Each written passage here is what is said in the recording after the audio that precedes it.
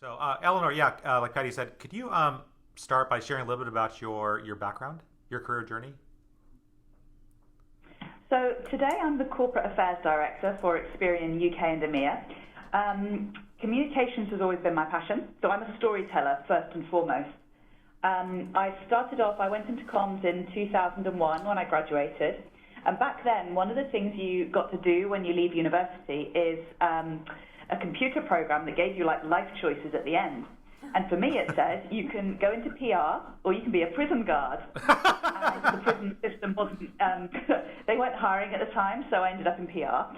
And I love it. You know, it was, it's been so much fun. But I actually did a year's conversion course before going into PR, and I can say with absolute confidence, huge waste of time. It's one of those careers you learn by doing. So I started off agency side.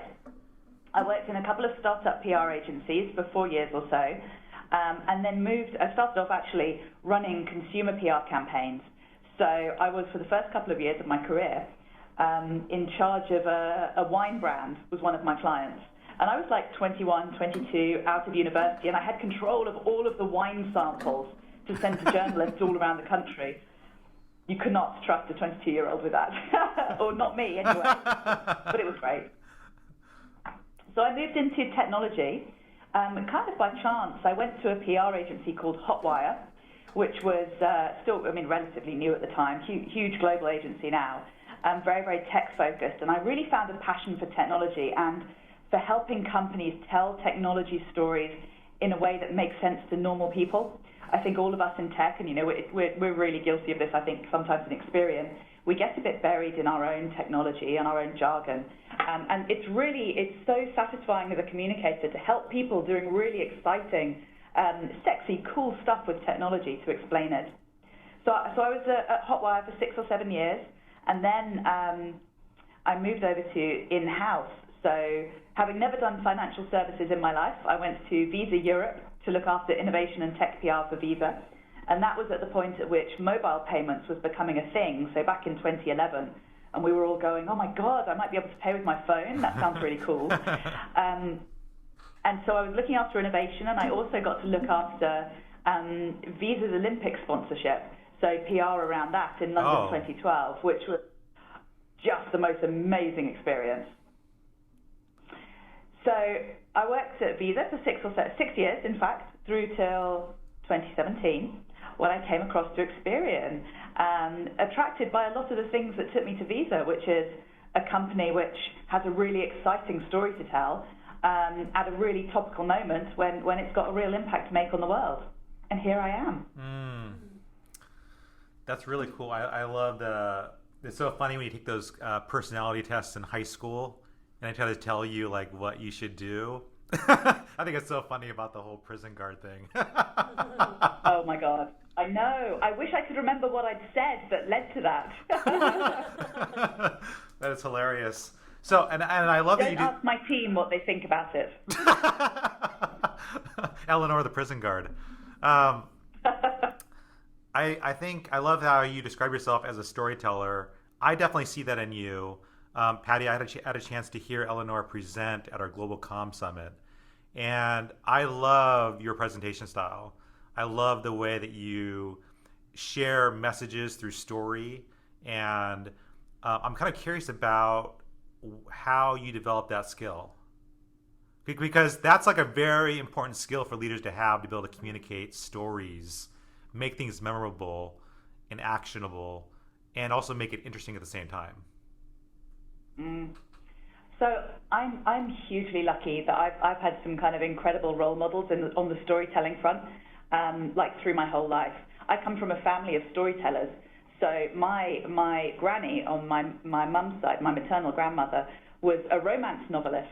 And my great aunt was actually also an award-winning like fantasy children's novelist, and she had various of her books made into films. There was one, it probably doesn't translate internationally, called The Wolves of Willoughby Chase, that was like quite a big success in the UK. So we've always been storytellers. And then my dad is actually like a huge inspiration to me in that front. So he worked in corporate technology for his whole career.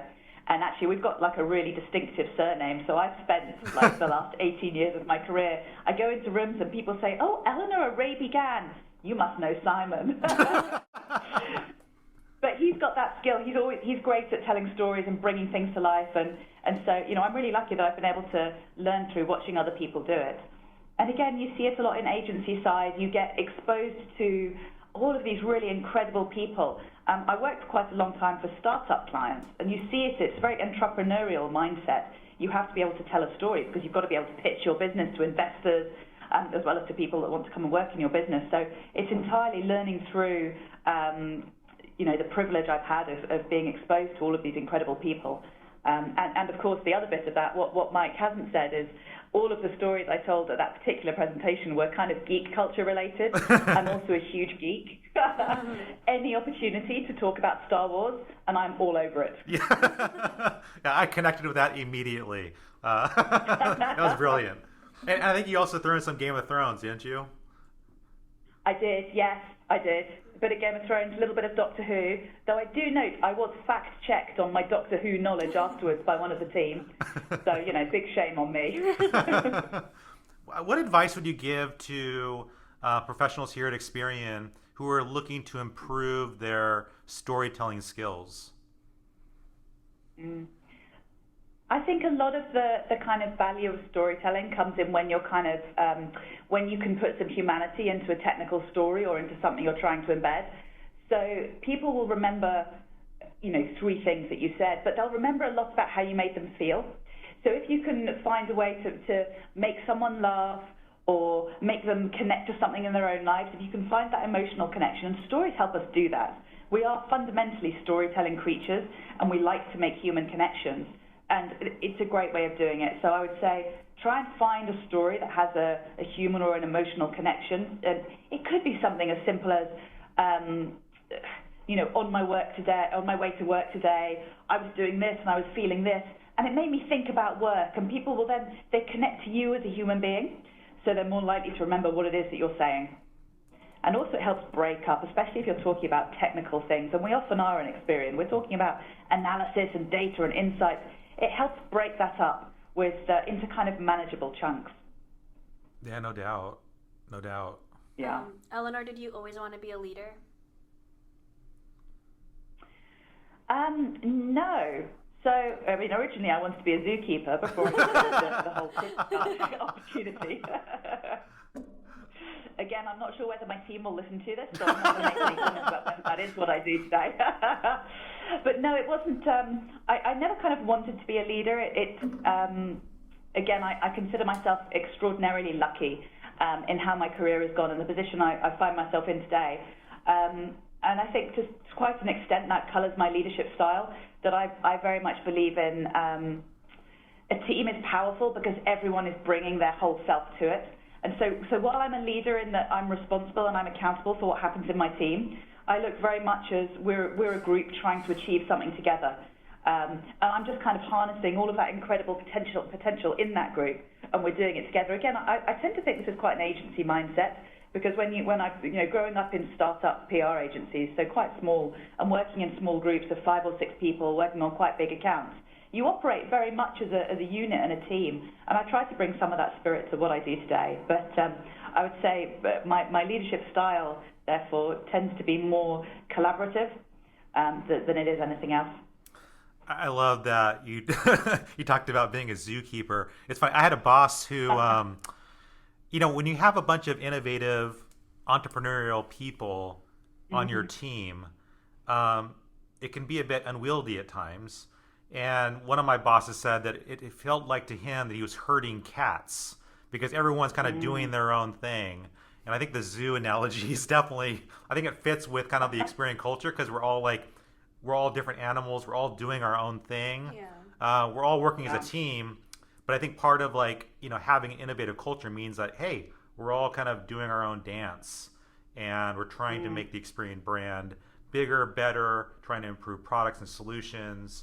So I'm kind of curious about when you are building up your team and building up this amazing zoo that's going to now do great things for Experian. What are the things you look for when bringing on new team members? So you've touched on a load of really interesting things there, and I'll come back to a couple of them. I think the first thing for me is always passion. I think that's so important in communicators particularly, but in, again, a company like Experian, it's so important we believe in what we do. We've got a real purpose in the world. We are all, as Experian employees, incredibly lucky to work for an organization that has such an important role to play in society. And I think having that passion and that belief really drives us all. And you talked a bit about in the wonderful Experian Zoo, you know, We've got lots of different animals, we're doing different things. Actually, we all need to share that passion and that belief in where we're going, because we have to keep driving in the same direction. If anything, one of the challenges we have is that we're so big and we're so broad and we're so diverse as an organization, you could end up with fragmentation. So that kind of belief in where we're going and the good Experian could do is really important, because that brings us together, and that's like the golden thread throughout Experian. So that's the first thing I look for. And it's incredibly important in communicators particularly, because you know, you've got to believe the story you're telling, you've got to be able to bring people with you. So I look for passion first. Ideally, I look for people who are smarter than me or better than me or know something I don't. So one of the pieces of advice I was given early in my career was the best leaders hire people that are better than they are. That's really what I'm looking for. There's no point hiring someone that I look at them and I think, oh, I kind of know everything you know. I want to hire someone who's going to really challenge me, who's going to make me want to up the performance of the whole team. If I can bring someone in who, quite frankly, is going to be chomping at my heels and going, I think I could do your job, that's great. Yeah. That's fantastic, because that's gonna elevate the whole team. And again, it's the passion and the energy and that spirit of we can all do something together. Those are probably the two things. Someone that brings something that maybe I didn't even know I needed, that brings something new to the team, some passion and the enthusiasm. And again, the spirit of collaboration is super important, and particularly when you are bringing in people with ambition, with drive, with direction, with fire, with passion, wanting to do it together is really important. It's got to be a team effort, or you do end up pulling in different directions. That's right. I think what you're speaking to is the importance of no ego, because the very fact that you're like out seeking people who are going to be better than you means that you are confident enough in yourself and your abilities that, hey, I need someone who's going to be smarter, faster, better. Please bring it on. Make our team better. Completely. We can all always learn something. You know, and imagine how boring it would be if you could wake up one day and look in the mirror and go, I know everything now. I can just stand still. There's nothing else. You know, so it's so good for us to have new people coming in and fresh ideas, and for each of us to, you know, it doesn't have to be change in the team that achieves that. One of the things that I love in my team is that they're always going out there and looking for things we don't know, getting out into the wider industry, saying not just what is great within our units, but what is the best that is happening out there in the market, and how do we bring that back in? And what's the fresh new thing? What's the challenge? Who are the absolute best people in the world, and what do they know that we don't? And that kind of intellectual curiosity, that enthusiasm, that hunger, that desire always to learn, I think that's so important for a team, and that's so important for a business. Absolutely. And I think here at Experian, like you said, we rely really heavily on collaboration. But I also feel like that leaves a lot of room for people to maybe butt heads sometimes or just not get along.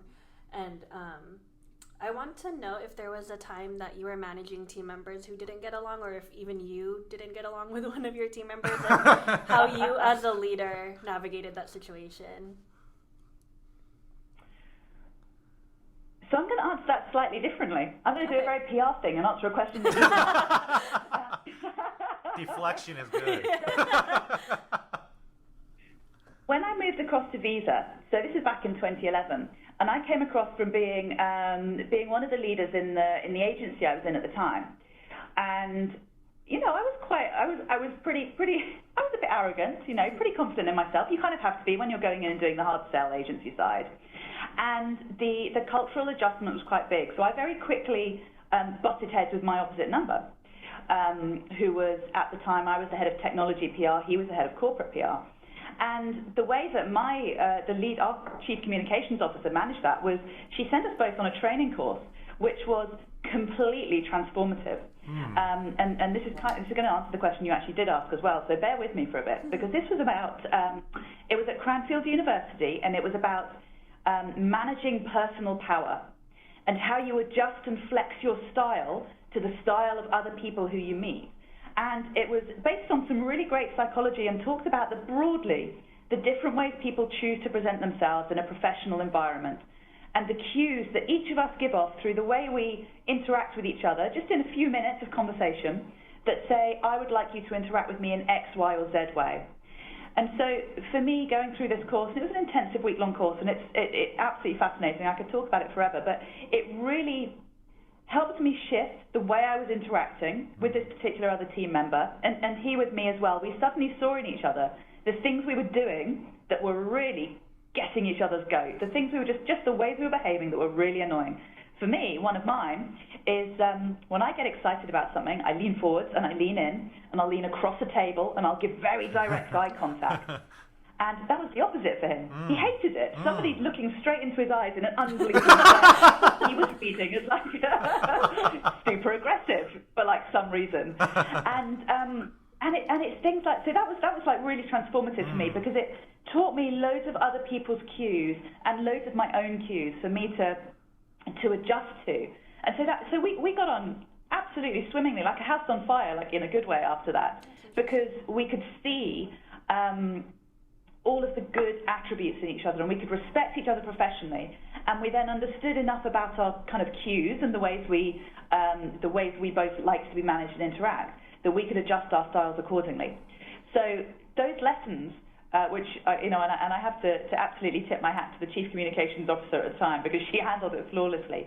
But I've carried those kind of throughout then over the last 10 years, and they help in many ways address things before they start, because you can see from people's character type and the way they like to present themselves, potentially people might rub along in this way. So kind of throughout, I like to think, my team, we all kind of mentor each other a bit, and because we have quite human, quite honest relationships, we can have these conversations about, well, when I'm interacting with this person, I feel this. Let's try and work out why that is, and then how we can get the best out of each other going forward. And if you've got mutual respect, then sometimes when you do disagree, and everyone disagrees, and that's good, and again, you have to have disagreements to move forward, but if you're coming from a place of mutual respect, and you know how to give that feedback and have that conversation in a positive way, then it can be a really good and constructive experience.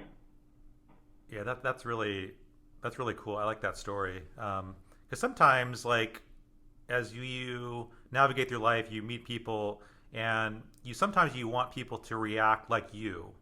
Like you have certain ways that you respond. Like you were saying, how when you're really engaged, you're really excited. Like your thing is like you move in, like you're all in, like you're leaning into the table. You're really invested in the conversation. Those are the signals you're giving off that you're interested, and that's how your body reacts.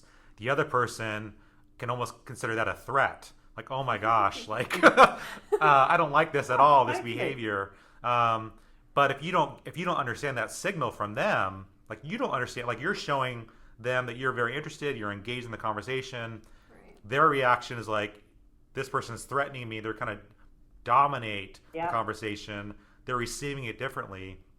And so like trying to get to that place where you guys both understand each other, like that's like, it's almost like a marriage. Like your partner, right? Yeah. It's like you're beginning to understand, like for example, me and my wife, like when I like food, like we were at a restaurant. When I like food, I'll talk about the food like the entire dinner. I'll be like, oh my God. Okay. Yeah. My wife's like, she'll say like, my wife will be like, yeah, it's good. Like she likes it. She says it, and she's done.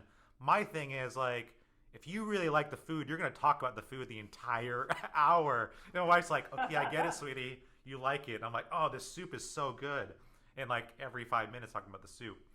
That's the way I am, and I'm like, if I don't get that, if I don't see my wife like talking in the same way, I'm like thinking like she's not that excited, even though she loves the food just as much as I do, but the way I express it is much different. Right. I'm exactly like that too. And some people want to look at that and they'll want to go, right, so I think like the seasoning's really good, and I think it's where the spoon was placed, and I really like the crockery is fantastic. But you might just be like, I just love it. It's just so exciting. And so you can just find the conflict comes up in the strangest places, but actually you're saying the same thing, which is we're having a great experience. That's right. Communicating it differently. Right. Yeah. But you're not liking it as much as I like it. Totally. Yeah. You mentioned the storytellers in your family, your grandmother, your dad, and I'm curious about some of maybe the leadership lessons you've learned from your family growing up that you now use today. That is a really great question. So I think I've learned really different ones from different parts of my family. So my dad, having worked in corporate life for kind of his entire career, is very much about negotiation and diplomacy and listening and learning. So we have quite different approaches. So he's a great listener, and actually I use him as an informal mentor as well. So he's always the one that says, remember to listen. It's that classic thing, isn't it? You've got 2 ears and 1 mouth. Don't know if you can tell, I like to talk. And actually, one of the most important things you can do, particularly in leadership, is listen. A couple of the most powerful leaders, again, the Chief Communications Officer of Visa, who I was talking about earlier, often the most powerful person in the room, always the most senior communications person in the room, never spoke till the end of the meeting, always listened. Incredibly powerful, because if you're a leader, you speak and you're giving an opinion. You give an opinion to some extent. Is that going to close down other people feeling they can give theirs? And actually, again, it helps to listen to what's around you. So I think listening, that's really important. That was always from my dad, and he reminds me of that a lot. He reminds me of that at Sunday dinner quite regularly. From my mum, it was about confidence. So my mum and her side of the family are very much they're kind of old school feminists and really passionate about equality and inclusion, and it was always about look around you and say, is this the most equal environment it can be? How can I help make this a better place to be?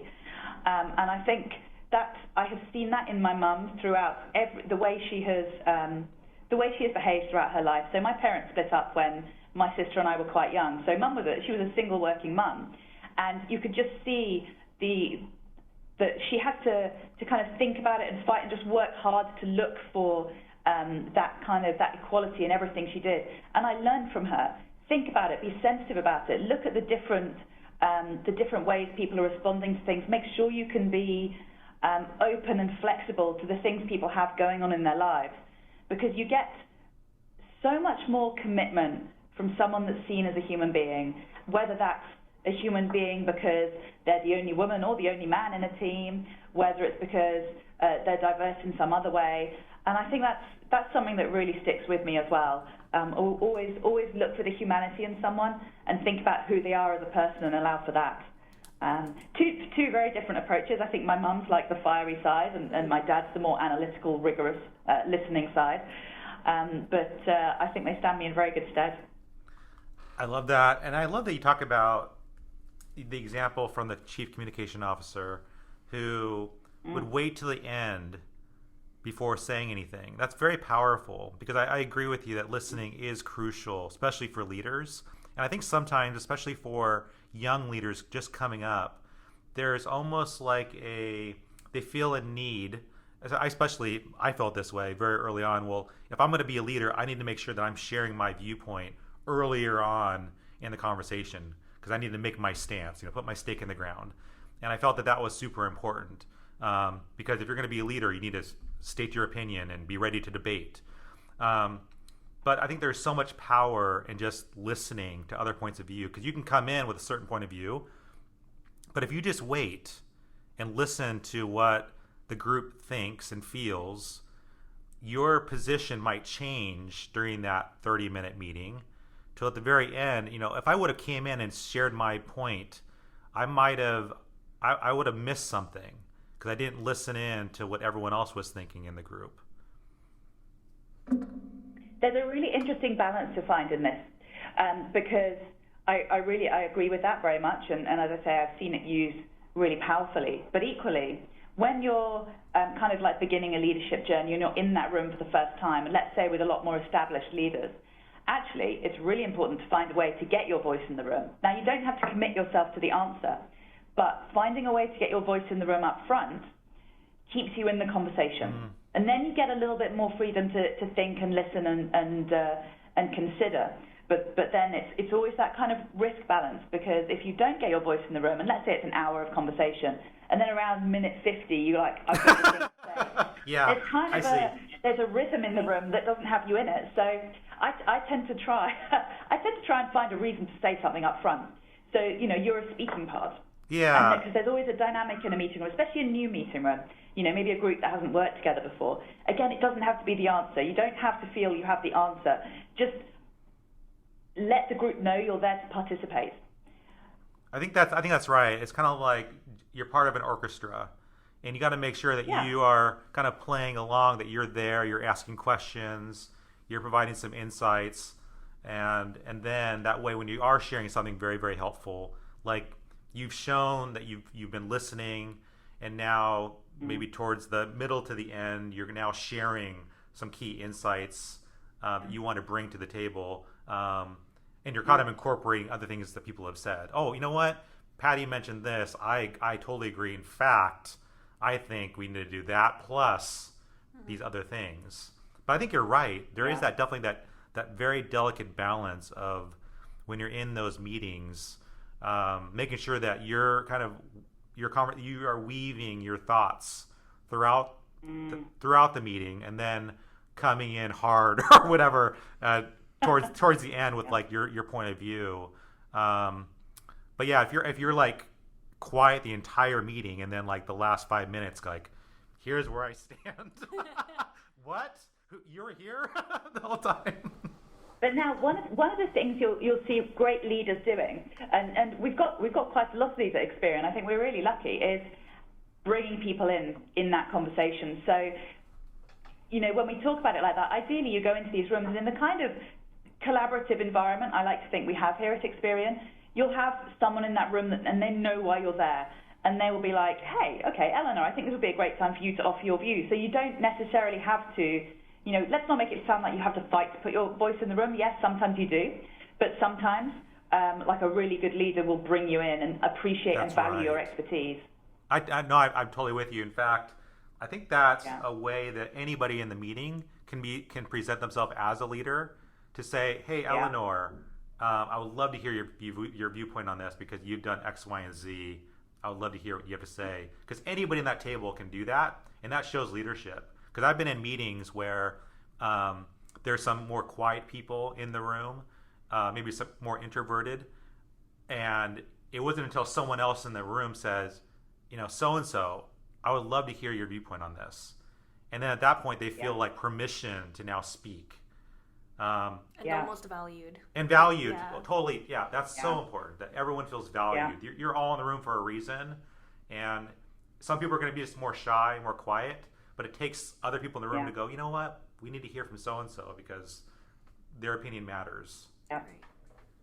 And one of the most useful phrases I find when you get that person's voice in the room, and that's brilliant, when you get their voice into the room, sometimes, it can be quite hard. And let's say it's someone new to the room and they don't get maybe the tone quite right. And there's that moment after they finish speaking where everyone's going, do we just gloss over? Maybe that thing wasn't quite the right thing to say. Single most useful phrase that I've ever found is building on that. And leaders have used it with me when I've misjudged the room, and maybe I've said something and it wasn't a Star Wars room, it was a Star Trek room, and I've gone the wrong way.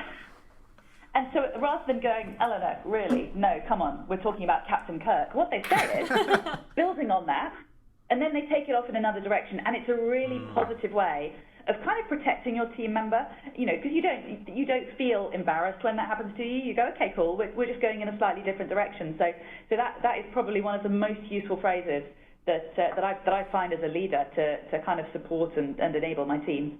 And of course, just to say, sometimes you genuinely are building on that. So that's not a cue for next time anyone hears me say it. I love that. Eleanor, you mentioned judging the room. Can you talk about that? Because I think that's a very interesting way of putting it. Because I often don't think about when I'm going to a meeting about necessarily like what am I going into, and I would love for your kind of thoughts on that. So this is something I kind of challenge myself on quite a lot, because it's really easy to go into a meeting thinking, what I want to get out of this meeting is whatever it might be, executive buy-in for this, I want the budget sign-off, I want this, that, or the other. But actually, the more constructive way of thinking about it is, what do the people in that room want? Let's say you're going into, it might be an executive meeting and there are 10 exec in there, and they've all, they've got very different areas of the business. They're all thinking about something else. What is it they want to get out of your 20 minutes? What is it they're in that room for? And how can you mesh what you're saying to that? How can you, in a short period of time, make sure that you are allowing for and kind of understanding and appreciating and reflecting back to them what it is they want? The most constructive meetings, I find, are the ones where I've thought about what's going on with the other people in the room first. Partly that's because it allows you to judge what kind of conversation you're going to have. If you thought about either 3 or 4 people, they work together already a lot of the time, we all work together, it's a really informal dynamic, we can go in there, we can have a few jokes, it's like this. Or maybe it's, this is clients or it's suppliers, or there's something where there's an issue in the room, and it's a very different kind of debate. So it's really, really worth thinking about what are the motivations, the experience of the people in that room. Maybe it's a crisis management of some kind, in which case the people in that room don't want you to say, but I want this. That, you need to be thinking about someone's trying to fix a technological problem, someone's got 50 clients on the phone, all demanding an answer. How are you going to present your bit in the way that is most useful and effective to that group? And actually, if you manage to do that, you're much more likely to get what you want out of it. That's really good. That is really, really good. I want to kind of touch on something that you said earlier about your mom. You said that she taught you confidence early on, and I think that's really cool, because I feel like that's something we really need to teach our girls early on in their lives, is to be confident, not only in the workplace, but just in life in general. But I want to know your advice for young female leaders who are maybe struggling on the confidence area, especially if they're struggling with imposter syndrome, if you ever dealt with that and how you handled it. Every day I deal with imposter syndrome. Oh my God. You go, oh my, but can I really? It's just me. I've got pajamas with Chewbacca on. Can I really offer advice on this? And I think one of the things that I have found throughout my career most useful are my mentors and my role models. And role models are, usually for me, they've been female role models, so I've been really lucky that I've had some phenomenal role models. Again, there was my mum, but in my career, one of the earliest managing directors of one of the agencies I worked in, she's now an OBE, which is an award the Queen gives you if you've been a really successful in a particular field. Wow. So she's also started the first members club for women in London, and I think it's coming to New York quite soon. And seeing women who are being successful is quite inspirational. But then mentorship I think is so important. And that's not necessarily about gender, that's just finding somebody you can have a conversation with to ask advice from. I think one of the things that can be quite scary is not knowing how to deal with a situation. And finding someone that's maybe been through that and saying, hey, can I talk to you about this thing that's coming up? Or I'm not sure I handled that in the best way, can we just discuss it? Where should my career be going? There aren't very many channels naturally to ask those questions. And I think mentorship is incredibly important. The great thing, obviously, about the kind of digital world we live in, there's more and more of that online. I've had some really kind of constructive online conversations and groups, and I know there are various kind of services and networks through Experian as well. I would say absolutely connect into those. Some of the women in Experian events, particularly in the UK recently, have been so inspirational and such good conversations, and you build your network there, and it's mostly women that come to that. It's not exclusively women, and it shouldn't be, because it's about building a network, getting to know people elsewhere in the organisation. And if you think about it, there is a thing called the Old Boys Network. Women who are coming up through business. We've maybe started a bit later, but we're building that network as well, and now it's just It's just about spending some time with those people that can offer you advice. But never apologize for who you are. That would be my advice. Never apologize for who you are. Find those mentors, find the role models, and find something that's going to allow you to be true to yourself. You'll feel the confidence there eventually if you know who you are and you've got people helping you kind of champion and celebrate that. I love that. I actually went to the Women in Experian Leadership Summit last week here in Costa Mesa, and I loved it. It was just a lot of women talking about their goals and their career journeys and whatnot. Yeah. And one good point that was made was that a lot of women don't really have a lot of other women to look up to. Like when we were young, there wasn't a lot of executive leaders who were women who could kind of show us, hey, look, I can have a family and I can be a leader and I can be successful at both. I don't need to choose one. So I thought that was like a really good point, and I tried to think about like the role models I had, and I realized that before Experian I didn't really want to be a leader just because I didn't really have an example of what that would look like as a woman. So I'm kind of curious to know who your role models were and who you looked up to. Yeah, well, so definitely, I talked a little bit about, her name's Debbie Wasco, the founder of the agency.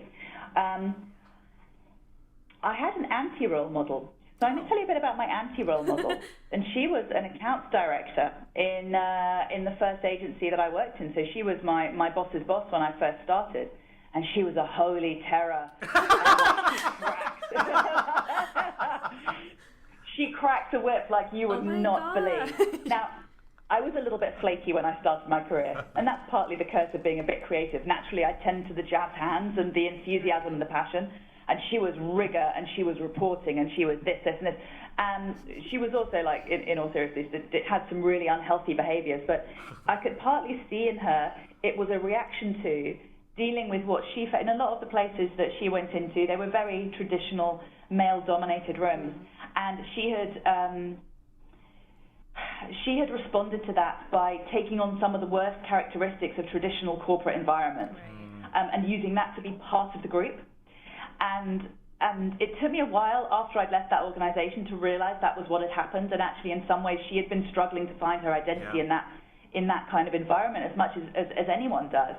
And so I think about that occasionally, and I think about that when I encounter behaviors that feel really, really kind of wrong to me, or like something that I'm really uncomfortable with, that maybe this is something someone has had to put on for themselves. So in many ways, that anti-role model has been as powerful for me in understanding people I come across in the organization, and remembering to my kind of point about being true to yourself, that authenticity is so important, and showing your humanity is really, really important. So then the other one that I would just mention is a lady called Kristen Siltovic. And she was the founder of Hotwire, the technology PR agency. And she founded Hotwire, tech PR, in 2000, the year 2000, about 10 minutes before the technology bubble burst, like the first time round. And it wobbled for a couple of years, but she absolutely threw everything into it. And watching her build that business and being part of it later on was incredibly inspirational. And her ability to multitask and then to go home to her family and her little boy was absolutely incredible.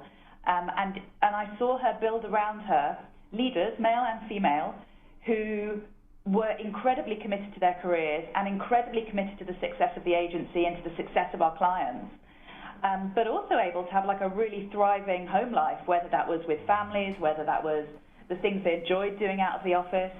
And it was really memorable to me to see something so successful that was actually so diverse. We had flexible working before that was really a thing. This is back in like 2006, 2007. People would work from wherever they wanted in whatever way they wanted. And that really stuck with me, because that wasn't kind of in vogue in the way it is now. Now we really know that's a thing, that's a way of working for really all of us. But she was so open to that. She had so much more commitment from her staff. People stayed for years. Actually, they still do stay for years at Hotwire, decades even, which is almost unheard of in PR agencies. And it was because they were seen as human beings, and they were recognized and acknowledged and allowed to work in the way that worked best for them. And that was super inspirational. And anyway, she doesn't work at Hotwire anymore. She sold it. She now runs a vineyard. And I think that's super inspirational. I would love to run a vineyard. Right. That'd be super cool. I like that you mentioned your anti-role model because I've never heard of that, but I really like that. That's a good point. It's kind of like what you don't want to be in a leader. Yeah. I find it super helpful, like professionally. I have a personal nemesis as well, and she and I are very clear with each other that we're personal nemesis, and it's actually quite good. It helps you like remember to be your best self at all times. And when we feel we're slipping, we'll call each other up and go, "Hi, nemesis, I need to have a little conversation with you." It's quite healthy. It's healthier than it sounds. That's so I promise. I think actually having like the anti-role model is actually important because I can tell you like part of the way that I'm a leader is like what I'm not going to be because I had examples of very toxic masculinity leadership growing up, and everything from using fear, intimidation, bullying, throwing folders across the meeting room, throwing pencils at each other. I mean, I've experienced so much toxic masculinity in the workplace, and I realize like if I ever get into a leadership role, I'm never going to be like that. I will never lead by fear, intimidation. Like that is so destructive. And so I think it's interesting that you raise that example because you're going to encounter people, and sometimes, and if you're in certain toxic environments, you feel like, oh, in order for me to succeed in this workplace, I need to be like that because this leader exhibits these things. And so all of a sudden, it's so easy. All of a sudden, people start to mimic that behavior, and that can it's so destructive.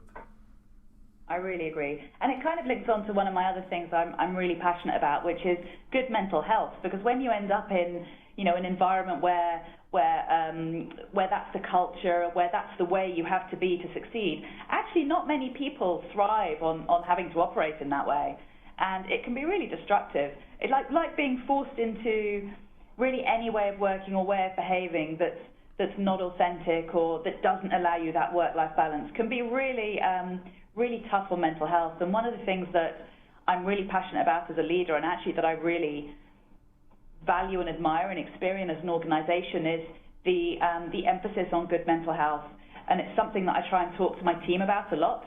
Again, communications, and this is true of a lot of parts of our organization, but communications, for example, tends to be pretty full on. There's always something that's urgent. Right. And then there's always something that's important, and there's always a pressure, and you have to be really careful with how you manage your mental health in that, and how you prioritize and how you guard yourself within that. And it's a conversation I try to have with my team a lot. I actually, back in about 2013, in my previous job, I had quite a major burnout, and I was off work for quite a long time because I'd just thrown myself into it. And when you're really throwing yourself into it wasn't that I was in a bad environment. I was actually in a great environment, and I was loving it so much that I didn't want to stop. And it's really easy to kind of lose connection to kind of reality, to who you are, to the things that matter in your life outside work.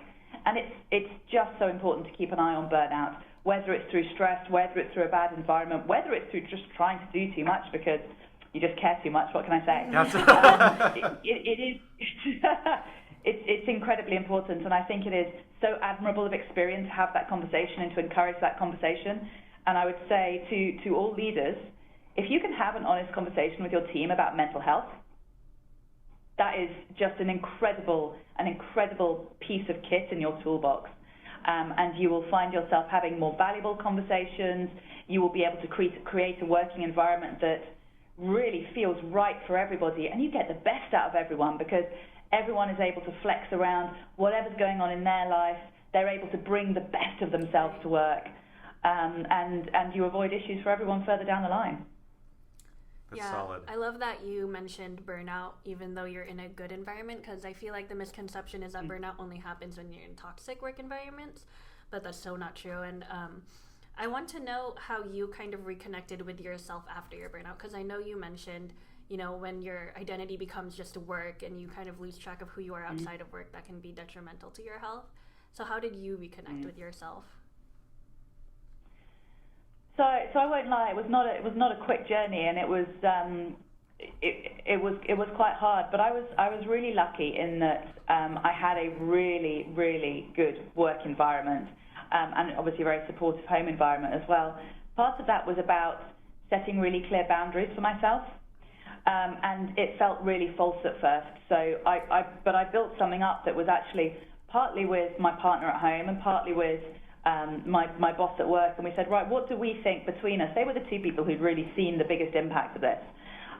What are the things that they thought were my danger signs? Where could they advise me? We kind of built a working pattern for me that felt super unnatural for a while, but that was like, for example, I put my BlackBerry, it was a BlackBerry at the time, put my BlackBerry down at 8 o'clock at night, and I didn't pick it up again until 8 o'clock in the morning, regardless of what happened.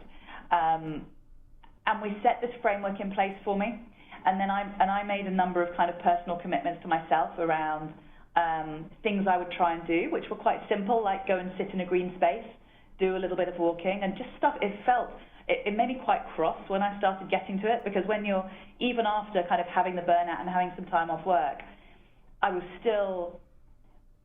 felt quite cross that I was using my time so poorly as to go and have a 20-minute walk. And that's a sign of not being in a very healthy mental space. And so I had to force myself to do those things that felt like the wrong things to do, because I'd seen what happened if I didn't. And kind of create that pattern and that rigor. Keep that it took me a couple of months of working like that to really get back into somewhere where it felt natural. And now I just have some of those behaviors as second nature. I'll be honest, I'm not so good at turning the phone off anymore. But things like sitting in green space, taking a walk, the wonderful thing about digital technology, if I sit down for too long, my watch says to me, get up, walk around, go and do something else. Same. And I use that as my reminder that it's time to step away and it's time to refresh. There are very few occasions when things are so urgent and so important that you can't take 10 minutes and go and look at the sky. I was going to say the blue sky, but, I'm in England, so that's pretty rare. It takes more than 10 minutes. Go look at the clouds. Yeah, but it's just those kind of micro breaks are things I manage now, and I know what my trigger points are, and I know what my symptoms are, and it's incredibly important. But my advice would always be find what the right cutoff point is for you and what your protected space looks like. For some people, they don't need so much protected space, and for some of us, we just need to have really clear places that we go, that are places that aren't work, that remind us, what we all do this for. Yeah, that's good. Eleanor, you said that it's really important for leaders to have the conversation with their team. Can you provide some guidance for the leader who has never talked to their team about mental health and work-life balance, what that kind of conversation looks like? So you don't have to start it with a question about mental health. And I would suggest that's not really where you want, because people instantly go, oh my God, why do I have to have this? Are you trying to ask me something really awkward? What are we going to talk about next?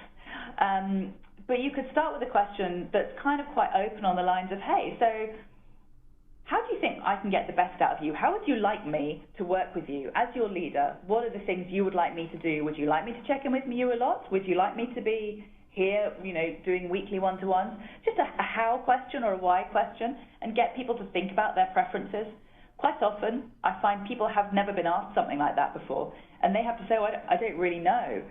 And then you can kind of ask them to go away and think about, how would they like a leader to work with them? What do they think their ideal work environment looks like? What does it feel like? How is that different to what they have today? You can kind of frame it all, not as a, hey, Mike, tell me how I can look after your mental health, but just in a general, let's talk about the work environment. What's good about it? What could be better? Do we have enough milk for the tea? Again, that's a very British comment, but the entire British economy will find the whole. I'm gonna use that line, Eleanor. I'm gonna use that line for sure. All of us are gonna be like, what? But I really think that kind of question, you start having a conversation with the team, and it can be one-on-one or in a group, about what kind of team do we want to be? What do we want? Someone new coming to our team, how do we want them to feel? What are the things that create our team culture? And you'll get a lot of words like dynamic and results oriented, and yeah, that's great. What are the other things? Any team could be like dynamic and results oriented. What are the things that make you, your team, and your characteristics, and why is it a good, healthy place to be? And why do people stay there when they could go, great people, you build a great person, why would they stay in your team? And I think all of those are good open questions to ask. But yeah, it's really, how can I get the best out of you? How would you like me to work with you? What do you think great leadership would be like? What would it allow you to do? We just had a mental health panel here in Costa Mesa, and one of the leaders actually said that she starts every one-on-one meeting with just like the simplest question, which is, how are you doing? And I was just like, I love it. Yeah, that's super simple, but then you kind of understand where they are mentally and where they need to be and what they need from you. Yeah, and actually, I'll have to say that you're really good at that, Patty. In fact, Patty will ask me that, and I've told her, I've lied to her a couple times because the common response is like, I'm doing fine. I don't want to get into it. Yeah. But there's been times where Patty really wants to know, like, how are you? Like, she means it. It's not just a passing comment. I know when it comes from her. So there's been some times where Patty's been like, how you doing, Mike? And I'll be like, oh, I'm fine. I'm doing great. Whatever. And I've gone back to Patty a couple days later, guilty. So yeah, I lied to you. I was like, what? Yeah. So I've done that. That's such a great point. Don't ask the question if you don't want the answer. If you're going to do that, if you're going to open that conversation, you've got to listen. Exactly, Clearly, Patty has got it nailed. But you have to listen to it. You really have to listen for the non-verbal cues as well, because sometimes if the answer is actually, I'm not doing so great, someone's not going to say that to you, but they're going to show it to you in different ways. I think that's a great question. And then you just have to be able to kind of listen and look for the answer. Yeah, I think how are you is just too commonly used as a small talk thing. Like, if you pass someone in the kitchen, hey, how are you? But then you're like walking away as you say it. So. And I think part of it's also like you have to earn that trust. Yeah. So like when you first ask that question, if they don't have trust in you or they don't sense that you care, then you're not going to be as honest with that person. So, I think first responsibility is that leader needs to develop that candor and that trust with the team. So when they do do those one-on-ones, like, how are you doing? You can get a more meaningful response. I think that's a good way to check in with your team. I kind of want to know how you check in with your team when you actually see the symptoms or like their own trigger points. How you kind of approach them, knowing that something is going on. Right, like maybe their productivity level is falling. Yeah. They're not how they usually are. Yeah, maybe you're they're sensing, not as responsive. Yeah, you're getting some signals, right, that something's off. How would you approach them? So that's got to be done really, really carefully, and you've got to do it. Ideally, I would say try and take that out of the work environment if you want to have a conversation with someone. Even if it's just to the cafe rather than let's go into a meeting room. The moment you're kind of doing that formal let's go into a meeting room and have a conversation, I know what happens when my boss says come into a meeting room. I instantly go, oh, right. And that's not conducive to the kind of conversation you want to have, which is exactly that. It's checking in. It's, hey, how are you? But really, how are you? So I would say find the right environment and find the right questions. So is there something specific you've noticed? So, hey, let's talk about this project. It didn't quite land where any of us wanted. Let's talk about why that might be. How are you? Obviously always a great question. Or, I've noticed a few things. I just wanted to check in. What's going on? But find the right environment. Have a cup of tea, have a cup of coffee, whatever it might be. Have a biscuit. That means something different as well, doesn't it, for you? But make it relaxed, make it informal, and listen. Even if they don't want to tell you, and people don't always want to say, just say, hey, I think that maybe if there's a few things going on you don't want to talk about, let's talk about how we can arrange things for you in the short term till you're ready to talk, till whatever it is that's going on has passed. How can I help you? How can I help you is always a valid question, especially if you think someone's slipping, if they're overloaded. How can I help? It's a human question, it's a genuine question, and it's a good trigger point as well. Yeah, and I think all of this is super helpful, but it's got to come from a place of true concern. You've earned trust of the individual. You can't just like, oh, I see something, I'm gonna go have the conversation, and you can't expect them to open up if you've not built that trust. Right. Yeah, that's really true. So actually, if you see it in someone and you don't have that relationship, maybe have a think about who does have the relationship with them.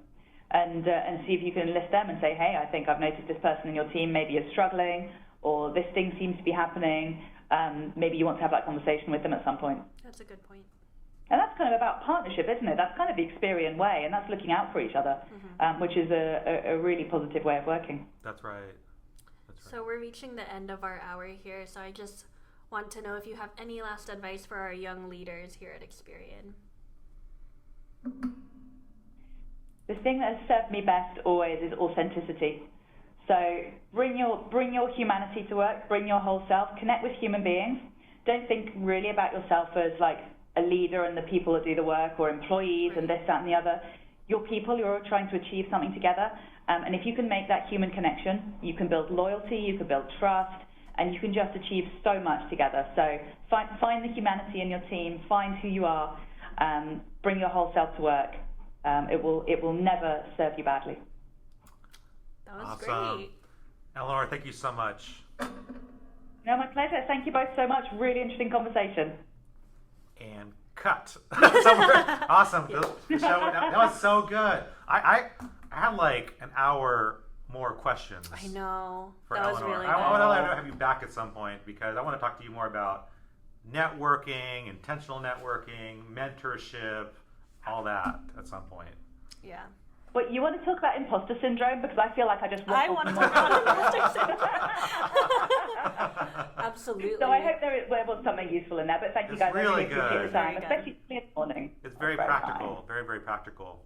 Well, we would love to have you back at some point. Yes, please. For sure. Thank you so much, Eleanor. All the best. Have a great day. Thank you. No problem at all. Take care. Bye-bye. Bye.